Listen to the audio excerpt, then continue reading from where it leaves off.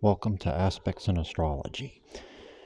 Like I was saying in a previous video about Eris, in March 6th, 2028, Saturn and Eris are in exact conjunction.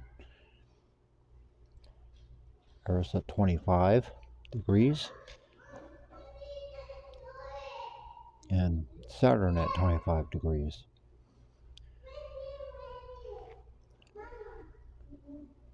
Eris is the goddess of discord, and Saturn is structure. Saturn is order. So they don't get along, especially in this sign here, Aries, which is the god of war. So Eris is going to want to raise some hell. Saturn is going to want to quiet that down. So they're not getting along there. This could be rife with strife. We've got Neptune in the same sign. Escapism, the spiritual realm. Looks like Venus is going to be entering Taurus, a sign that it rules. So it'll be just about past Aries by then. And we have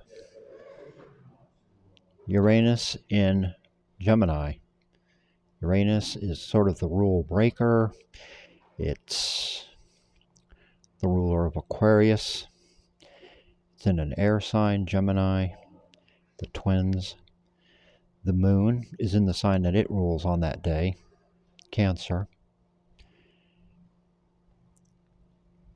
And the sun and Mars, both in Pisces. That is going to be opposite Jupiter in Virgo. Now, if you notice there's an R there, that means it's in retrograde. It's appearing to go backwards from the position of Earth. So we call that retrograde. When a planet is retrograde in a sign, it has different characteristics than when it is direct. So a Virgo, which is analytical, it's a sign of health, it's a sign of work. And Jupiter is expansion. You want to expand, but it's in retrograde, so there could be some difficulty. But it's also opposite Mars. Now, oppositions and squares are difficult times. Those are very much trying and difficulty. Trines, on the other hand, sextiles, are more easygoing, smoother flow of energy. Whereas the moon here will be trining the sun and Mars.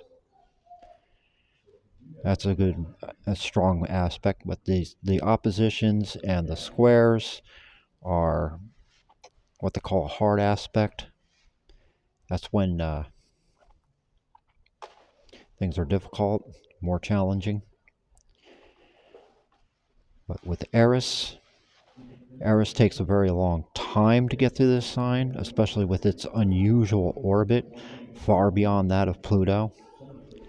But I like to think of it as a second Pluto, because it's very similar to Pluto in a lot of characteristics, such as the mass and size. It's just further out, much further out. It takes 556 years to go through the zodiac. So this here isn't really aspecting anything. But still, Saturn and Eris just don't get along, especially in that one sign. And then you got Neptune over here kind of reinforcing both of those attributes at the same time. So this could be a very hard time to be living through. Or you may experience some transformation that you could be better for it at the end of it.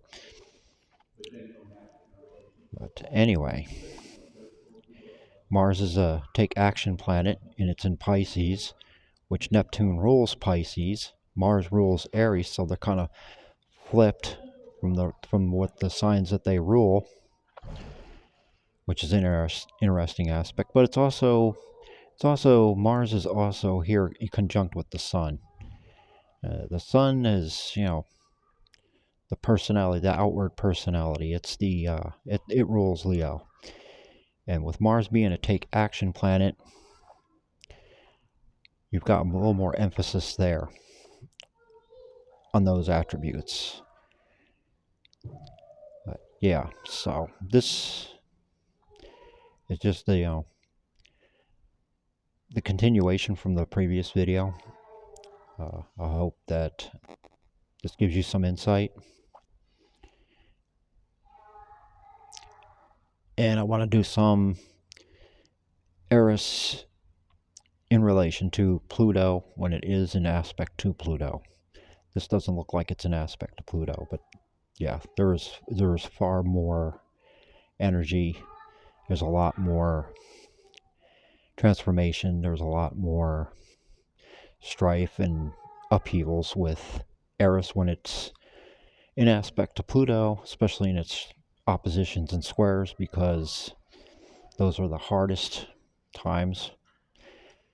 So for 100 years, 120 years, Eris goes to this sign. We're nearing the end of that. By 2044, Eris will start to enter Taurus. So we still got quite a lot of time yet left. All right, well, that's a wrap, and take care of yourselves.